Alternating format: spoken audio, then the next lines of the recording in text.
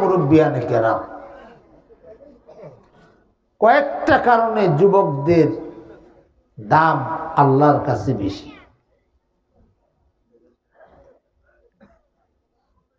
কারণ ইসলাম যখন কায়েম হয়েছে, এই ইসলাম কায়েমের পিছনে রাসূল পাক সাল্লাল্লাহু আলাইহি সাল্লামের জমানায় যুবকদের দায়িত্ব এবং ভূমিকা বেশি ছিল। সুবহানাল্লাহ। আর বর্তমান পৃথিবীতে সেনাবাহিনী বলেন, র্যাব বলেন, কোবরা বলেন, বিমান বাহিনী, নৌবাহিনী, আকাশ বাহিনী, পাতাল বাহিনী,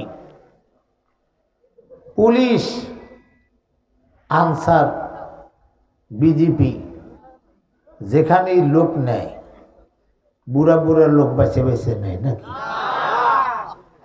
কেন নেয় না? এক একটা বন্দুকের ওজন হলো 12 থেকে 14-15 কেজি। ওই বন্দুক কাঁধে নিয়া 2 কেজির মতো গুলি মাজার সাথে বাঁধা সকালবেলা দৌড়িতে হয় 4 থেকে 5 মাইল।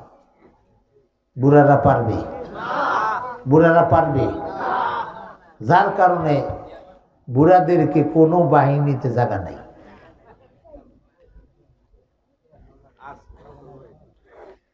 আর যুবকদেরকে পছন্দ করে সরকারি দল, বিরোধী দল, সকল দলে। ধরে বলেন ঠিক কিনা? কোন সরকারি দল, বিরোধী দল আন্দোলন করে কোনো কিছু করতে পারত না যদি যুবকরা আন্দোলনে শরিক না হতো। ধরে বলেন ঠিক কিনা? কোন সরকার টিকে থাকতে পারত না যদি তার ছাত্র সংগঠন না থাকতো, যুবকদের সংগঠন না থাকতো। ধরে বলেন ঠিক কিনা? তাহলে বোঝা গেল বিরোধী দল যুবকদেরকে ভালোবাসে, সরকারি দলও যুবকদেরকে ভালোবাসে। ইসলাম যুবকদেরকে ভালোবাসে কি বাসে? কেমন ভালোবাসে? যে যুবক, যুবকেরা কোথায় আছো? তোমরা আসো, তোমাদের জন্য 10 মিনিট 15 মিনিট ওয়াজ হবে। কেমন ভালোবাসে যুবকদেরকে ইসলাম এবং আল্লাহ, আল্লাহ রসুল। যুবক যদি একবার আল্লাহকে ডাক দেয়, কয়বার? একবার যদি আল্লাহকে ডাক দেয়, আল্লাহ তাআলা একবারই তার ডাকে সাড়া দিয়া বলেন, লাব্বাইকা ইয়া আব্দি, ও আমার বান্দা, আমি তোমার সামনে উপস্থিত। জোরে কোন সুবহানাল্লাহ। মা তাসালনি, আমার কাছে কি চাও? উজিবু দাওয়াতাদ দাঈ ইযা দাআন, আমার কাছে দোয়া যখন তোমরা করবে সাথে সাথে আমি তোমাদের দোয়া কবুল করে নিব। জোরে বলেন সুবহানাল্লাহ। আর বৃদ্ধদের সম্পর্কে কথা আছে, 100 বার যদি আল্লাহকে ডাক দেয়, একবার আল্লাহ সাড়া দিতেও পারে, নাও দিতে পারে। কারণ কি? কারণ হলো অধিকাংশ বৃদ্ধ লোক ইতিপূর্ব দেশে যাত্রা ছিল, নাটক ছিল, থিয়েটার ছিল, সিনেমা ছিল। যারা বলেন ঠিক কি ঠিক না? পালা গান হইতো, গাজী কালুর পুঁথি পড়া হইতো, সয়ফল মুল্লুক বদি উজ্জামানের পুঁথি পড়ত এই বৃদ্ধ বাবাজিরা। নামাজের কাছে থাকতো না, রোজার সময় পাওয়া যাইত না। যেই মাত্র বয়স 40 পার হইয়া 41-45-এ পড়ছে, এখন আর আগের মতো মাথা এইভাবে চাকি দিতে পারে না। পারে? বুড়ারা পারে? আমি তো পারি না। এখন আর ইচ্ছা করলে 1 মনের আলুর বস্তা একা উঠাইতে পারে না, কথা ঠিক? এখন আর এখান থেকে হাইটা সেই মাদারীপুর বাস স্ট্যান্ডে যাইতে পারে না। বাড়ি থেকে বাইরে রিক্সা আছে নিদের, তাইলে বাইর হবো, রিক্সা না থাকলে বাইর হবো না, কথা ঠিক কি? তাহলে এই যুবক, এই বৃদ্ধ বাবাদের এখন চিন্তা করে, আমার তো এখন আর কোনো উপায় নাই।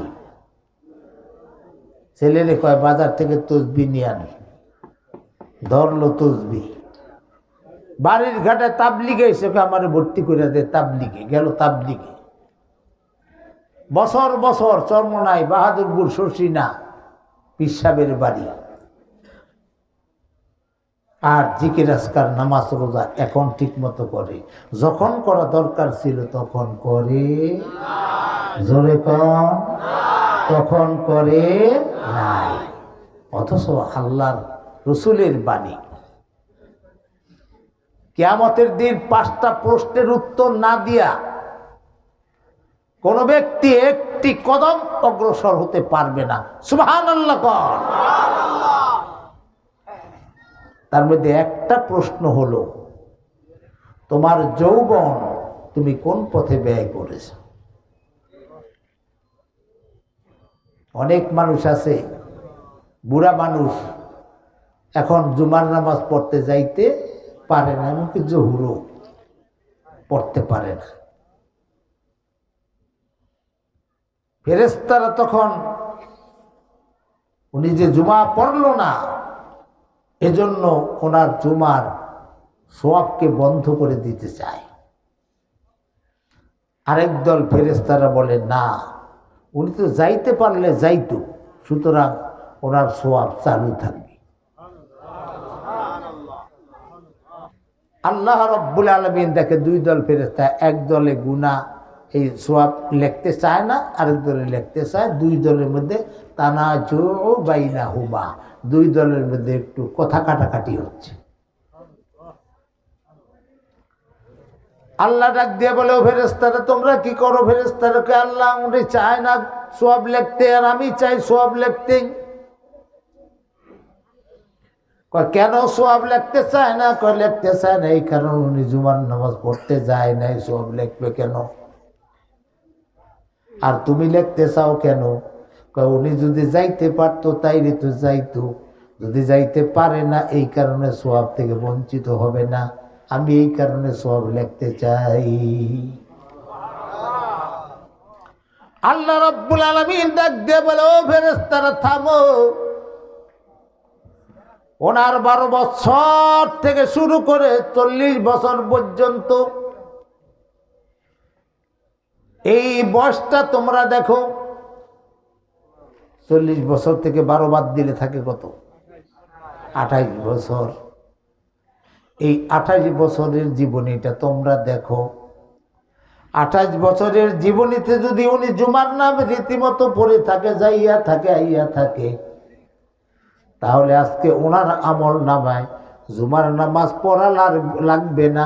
চাকরি শেষ হয়ে গেলে যেমন পেনশন পায়, আমি ওনার সওয়াবটাকে পেনশন আকারে দিয়ে দিব।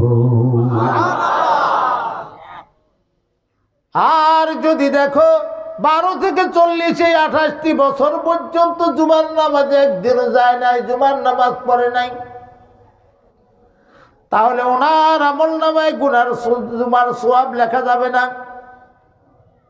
ফেরেশতারা তদন্ত করে দেখে এই বৃদ্ধ ব্যক্তি যুবক বয়সে কোনোদিন জুমার নামাজ ছাড়ে নাই, আর আরেকজন বৃদ্ধ ব্যক্তি সে জীবনে কোনোদিন জুমার নামাজ পড়ে নাই, 28টা বছর জুমার নামাজ পড়ে নাই। আল্লাহ রাব্বুল আলামিন বলেন, যে ব্যক্তি জুমার নামাজ পড়েছে ওই ব্যক্তি আমার পেনশনের সওয়াব পাবে। চাকরি নাই তারপরে বেতন পায়, এর নাম হলো পেনশন। জোরে বলেন ঠিক কিনা? আর যে ব্যক্তি 28টি বছর পর্যন্ত জুমার নামাজ পড়ে নাই ওনার আমল নামায় কোনো সওয়াব জমা হবে ধরে কোন হবে? তাহলে বোঝা গেল বাবার আমার বন্ধুরে যৌবন বয়সের দাম আল্লাহর কাছে অনেক দরজওয়ানি তওবা করদান শিবায়ে পয়গম্বরি ওয়াক্তে পীরা গুরগে জালে মিশাওয়াদ পরহেজগারি। যৌবন বয়সের তওবাটা আইয়ুব আলাইহিস সালামের তওবার মতো কবুল হয়ে যায়। আইয়ুব আলাইহিস সালাম যেই মাত্র বলছে মাবুদ সমস্ত শরীর তো পোকায় খেয়ে ফেলেছে, এখন শুধু জিহ্বাটা বাকি ছিল, জিহ্বা দিয়া তোমার আমি ডাকতাম। আয় আল্লাহ রব্বুল আলামিন ওই জিহ্বার মধ্যেও পোকা কামড় দিল। মাবুদ গো আমি এখন তোমাকে কিভাবে ডাকবো? রব্বি আন্নী মাসানিয়াদ দুররু ওয়া আনতা আরহামুর রাহিমিন। মাবুদ গো আমি তো বড় রোগে আক্রান্ত হয়ে গেছি, তুমি তো রহমান রহিম, মেহেরবানি করে তুমি আমার জবানটাকে না খাওয়াইয়া আমাকে তুমি সুস্থ করে দিতে পারো। আল্লাহ তোমার কাছে আমি তওবা করলাম, আমার ভুল হয়েছিল। সেই ভুলটা হলো আমি কেন আমার সন্তান সন্ততি যারা ছিল তাদেরকে কেন আমি সঠিকভাবে পরিচালনা তো করেছি ঠিক, কিন্তু তাদের মধ্যে আমার পরে নবী হওয়ার জন্য কেন দোয়া করি নাই? এই যে ভুল আমার হয়ে গিয়েছিল, ফেরেশতারা আমাকে পরীক্ষা করতে বলেছিল, তুমি পরীক্ষা করেছো। মাবুদ গো তুমি যদি পরীক্ষা নাও, তোমার পরীক্ষায় কেউ পাস করতে পারে না, সুতরাং আমিও ফেল করব। মাবুদ মেহেরবানি করে দয়া করে তুমি আমার রোগ থেকে আমাকে মুক্তি দিয়ে দাও। আল্লাহ রব্বুল আলামিন সাথে সাথে আইয়ুব আলাইহিস সালামের দোয়া কবুল করে সমস্ত শরীরটাকে সুস্থ বানায় 18 বছরের যুবক বানিয়ে দিয়েছিল। হযরত ইউনূস আলাইহিস সালাম একটা ভুল করে এক দেশ থেকে আরেক দেশে রওনা করেছিল, আল্লাহর পারমিশন নেয় নাই, সাগরের মধ্যে পড়ে গিয়েছিল। তিনটা মাছে ইউনূস আলাইহিস সালামকে গিলে ফেলেছিল। প্রশান্ত মহাসাগরের অতল তলে ইউনূস আলাইহিস সালামকে নিয়ে মাছটা যখন মাটির সাথে মিশেছে, এমন সময় ইউনূস নবী শুনে ওই ৩৬,০০০ ফিট পানির নিচে কারা যেন আল্লাহ আল্লাহ বলে ডাকে। চিৎকার দিয়া বলেন সুবহানাল্লাহ। ইউনূস আলাইহিস সালাম ডাক দিয়ে বলে মাবুদ আমি এখন কোথায়? আল্লাহ ডাক দিয়ে বলে ইউনূস তুমি এখন ৩৬,০০০ ফিট পানির নিচে। আটলান্টিক মহাসাগর প্রশান্ত মহাসাগরের সবচেয়ে গভীর জায়গার মধ্যে তুমি এখন। আল্লাহ এই জায়গার মধ্যেও কি তোমার প্রাণী আছে নাকি যারা তোমাকে আল্লাহ বলে ডাকে? হ্যাঁ ওই জায়গার মধ্যে শুধু না, ওই জায়গাটা হলো পৃথিবীর উপরের জায়গা, ওই পরে আছে একটা জিনিস, ওটা হলো ভূতল, তার নিচে একটা সেটা হলো মহাতল, তার নিচে একটা তল আছে ওটার নাম রসাতল, তার নিচে একটা তল আছে ওটার নাম পাতাল, তার নিচে আর একটা তল আছে ওটার নাম হলো তাহাতা সারা। ওই তাহাতা সারার মধ্যে আমার একটা পিপিলিকা পাখি পিপিলিকা যদি আমাকে আল্লাহ বলে ডাক দেয়, আমি আল্লাহ রব্বুল আলামিন কাছের থেকে বললে যেমন শুনতে পাই, ওই হাজার হাজার crore crore billion mile kilometre দূর থেকে আমার প্রাণী যখন আমাকে ডাকে আমি তেমনি সমান শুনতে পাই। জোরে বলেন সুবহানাল্লাহ। হযরত ইউনূস আলাইহিস সালাম বলেন তাহলে এই গভীর অতল তলে আমি যদি আল্লাহকে ডাক দেই, আল্লাহ তোমার ডাকে সাড়া দিবে। আল্লাহকে বললেন লা ইলাহা ইল্লা আনতা সুবহানাকা ইন্নী কুনতু মিনাজ জালিমিন। মাবুদ গো, ওই দেশ ছাড়িয়া তোমার অনুমতি ছাড়া আমার আশা ঠিক হয় নাই, আমি এসে পড়েছি, আমার জুলুম হয়ে গেছে, আমার প্রতি আমি জুলুম করে ফেলেছি, আমি একজন জালেম, সুতরাং আল্লাহ তুমি আমাকে ক্ষমা করে দাও। আল্লাহ রব্বুল আলামিন বলেন ফাস্তাজাবনা লাহু, আমার ইউনুস যখনই ভুল স্বীকার করলো, সাথে সাথে আমি ইউনুসকে মাছের পেট থেকে মুক্তি দিয়ে দিলাম। ও বাবারা, বন্ধুরা, এমনি করে বাবা আদম আলাইহিস সালাম একটা ভুল করেছিল। জান্নাতের মধ্যে আল্লাহ বলেছিল লা তাকরাবা হাযিহিশ শাজারাতা ফাতাকুনা মিনাজ জালিমিন, ওই গাছের নিকটে যাও না, ফল খাও না। যদি তুমি এবং তোমার স্ত্রী গাছের কাছে যাও, ফল খাও, তাহলে তোমরা নিজেদের উপরে জুলুম করবা, তোমরা জালেম হয়ে যাইবা। শয়তানের প্রবঞ্চনায় পরে হাওয়া আলাইহিস সালাম প্রথম গেল। আদম আলাইহিস সালাম যেতে চায় নাই, ওখান থেকে ফল ছিল, ফল খাইলো, হাওয়া খাইলো, আদমকেও শরবত বানিয়ে খাওয়াইলো। যেই মাত্র দুজনের খাওয়া শেষ হয়ে গেল, তাদের গায়ের থেকে জান্নাতি পোশাক খুলে গিয়ে উলঙ্গ হয়ে গেল। আল্লাহ ডাক দিয়ে বলে উলঙ্গের জায়গা আমার জান্নাতের মধ্যে নাই, তোমরা এমন একটা জগতে চলে যাও যেই জগতের মাটি দিয়ে তোমাদেরকে সৃষ্টি করেছি, এই জগতে পৃথিবীর বুকে পাঠিয়ে দিয়েছিল। বাবা আদম আলাইহিস সালামকে পাঠাইছিল শরীর দ্বীপে ভারতবর্ষে, আর মা হাওয়াকে ফলাইছিল জিদ্দা বিমানবন্দর, ওই জায়গার মধ্যে। আমার বাবারা, বন্ধুরা, হযরত আদম আলাইহিস সালামকে হাওয়া খোঁজে, হাওয়াকে আদম আলাইহিস সালাম খোঁজে, আর আল্লাহ রব্বুল আলামিনকে ডাকতে শুরু করলো। একদিন নয়, 2 দিন নয়, 360 বছর পর্যন্ত হযরত হাওয়া কাঁদলো আল্লাহকে পাওয়ার জন্য, আদমকে পাওয়ার জন্য, আর আদম কাঁদলো আল্লাহকে পাওয়ার জন্য এবং হাওয়াকে পাওয়ার জন্য। 360 বছর কান্নার পরে বর্তমান যে আরাফাতের ময়দান, আরাফাতের ময়দানে আল্লাহ রব্বুল আলামিন হাওয়া এবং আদম দুইজনকে একত্রিত করে দিল। হাওয়া এবং আদম দুইজনে আল্লাহর কাছে আত্মসমর্পণ করার জন্য আল্লাহ বললেন তোমরা আত্মসমর্পণ করো। হাওয়া আদম দুইজনে আত্মসমর্পণ করে বলেছিল রব্বানা যালামনা আনফুসানা ওয়া ইল্লাম তাগফির লানা ওয়া তারহামনা লানাকুনান্না মিনাল খাসিরিন।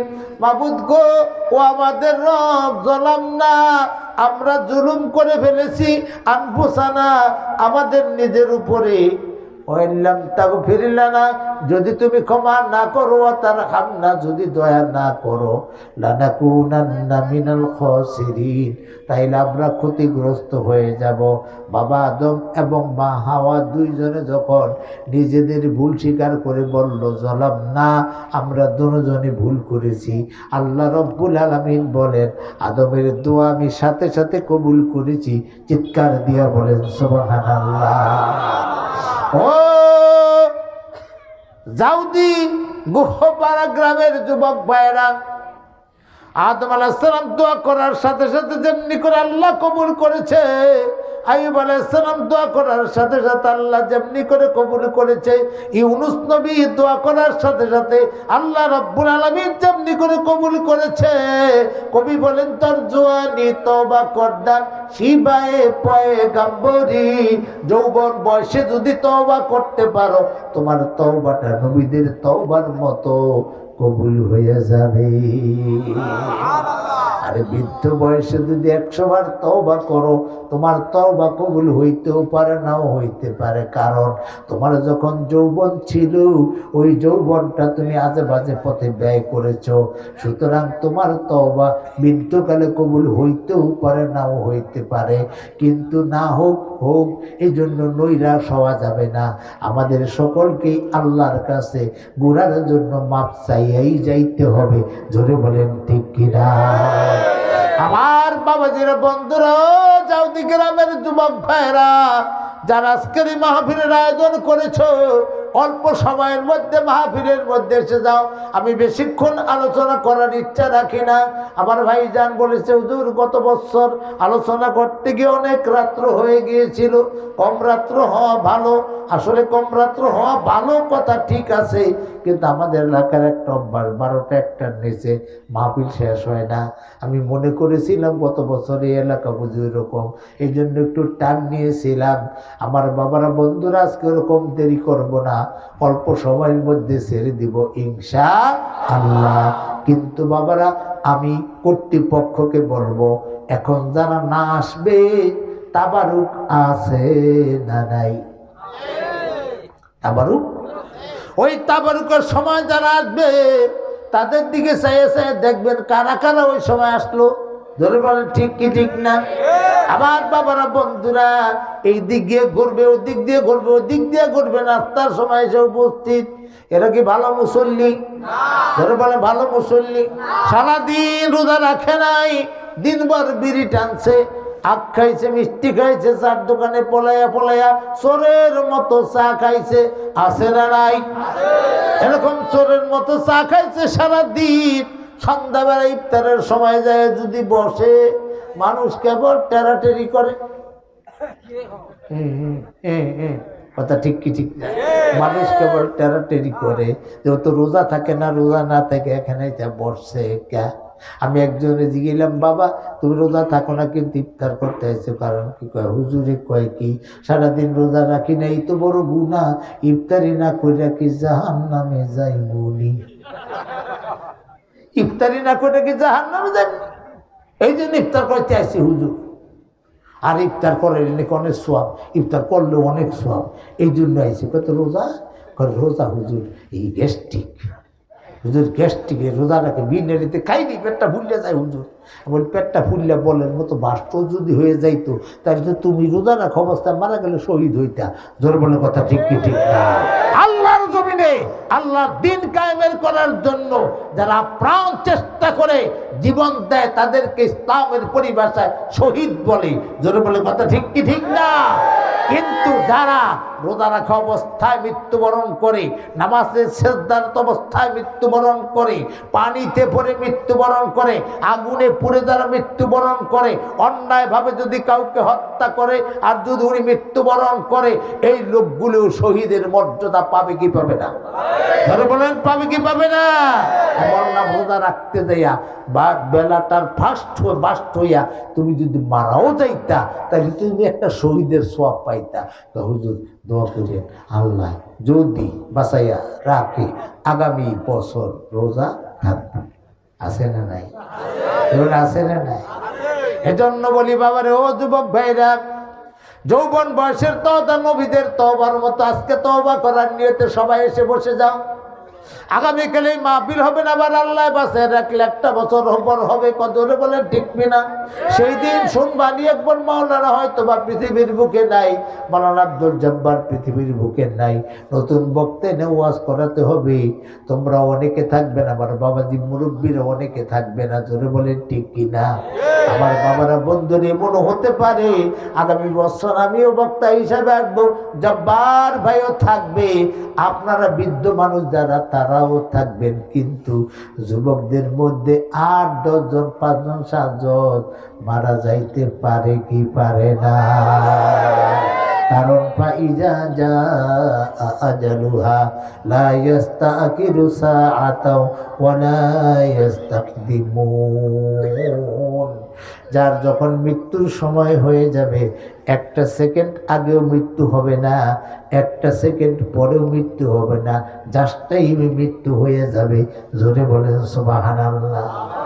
জামানার পয়গম্বর হযরত ইদ্রিস আলাইহিস সালাতু ওয়াস সালাম,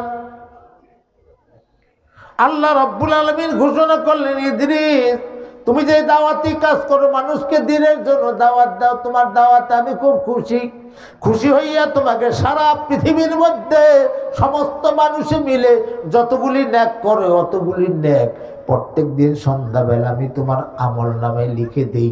জোরে কোন সুবহানাল্লাহ। হযরতে ইদ্রিস আলাইহিস সালামের লোভ হলো, তিনি বললেন কাকা কাকা এক এক, প্রসাব, হ্যাঁ প্রসাব হইল এক, পায়খানা হইল দুই, আর যদি একটা থাকতেই না পারেন জন্মের যাওয়ান যাইবেন তাহলে 3 আঙ্গুল দেখাইবেন, এটা ছুটি দেওয়া হইব। এছাড়া কোনো ছুটি আমি ওয়াজকালীন অবস্থায় নাই। রাজি আছেন কারা কারা? হাত জায়গা, কোনো ছুটি নাই। আল্লাহ কবুল করুক।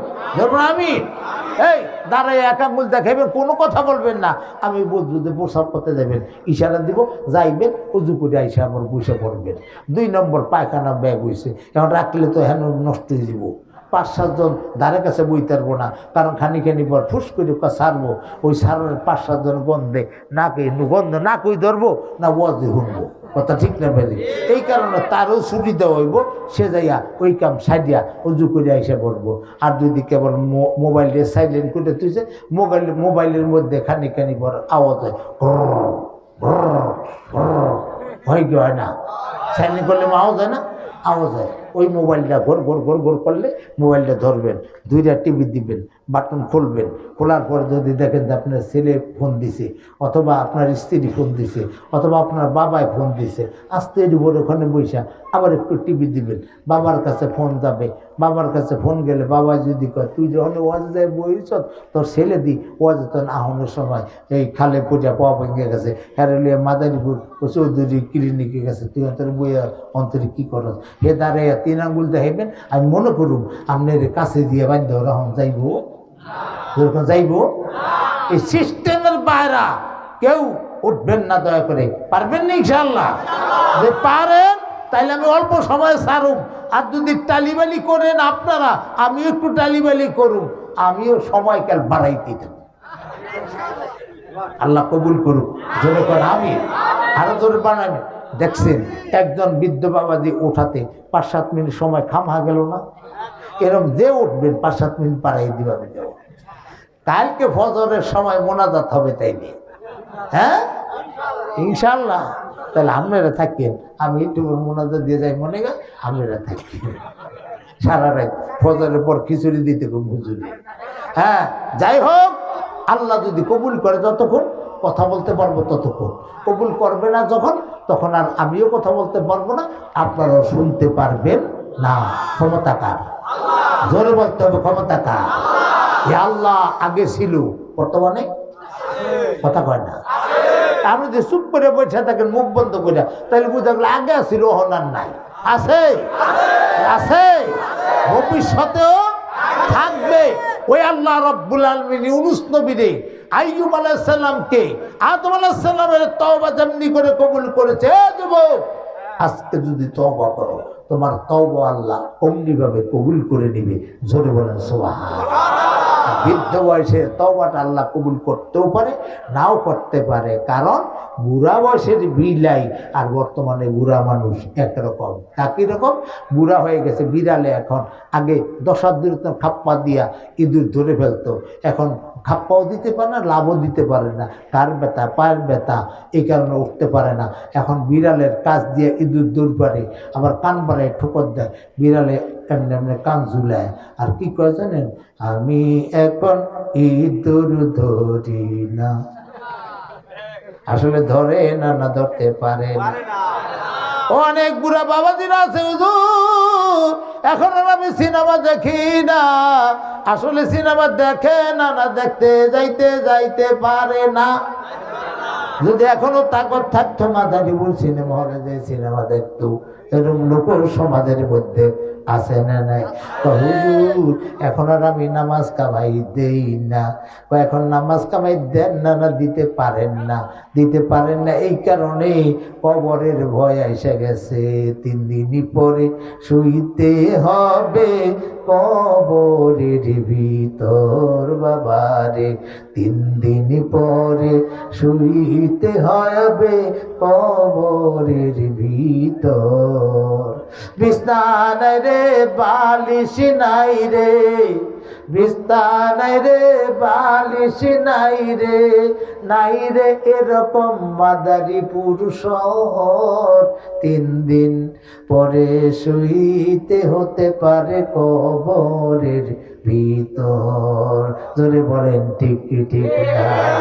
যদি ঠিক হয় তাহলে ফজরের নামাজটা কেমন করে কাজা করে, কেমন করে নামাজ না পড়ে পারেন বাবারে, কেমন করে ফজরের সময় ঘুমিয়ে থাকে, রাত্র 12টা 1টা 2টার সময় যায়, আমার স্ত্রীকে বলে আজান দিলে ডাক দিবা, আজান দিলে ডাক দেয়, উঠে ফজরের নামাজ পড়ে 9টা পর্যন্ত ঘুমাইয়া ক্লাস করতে যাই।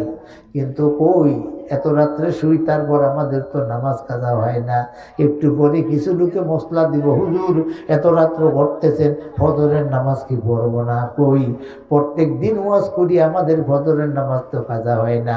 আসলে ইচ্ছা করলে কাজা হয়, ইচ্ছা না করলে আদায় করা যায়। জোরে বলে ঠিক কি ঠিক না? এজন্য বলতেছি বাবারে, একটু যত্ন করে বসুন। আল্লাহর দরবার যুবক ভাইদেরকে বলার পর অনেক যুবক ভাইরা আসছে, আরো যুবক ভাইরা আসবে ইনশাআল্লাহ।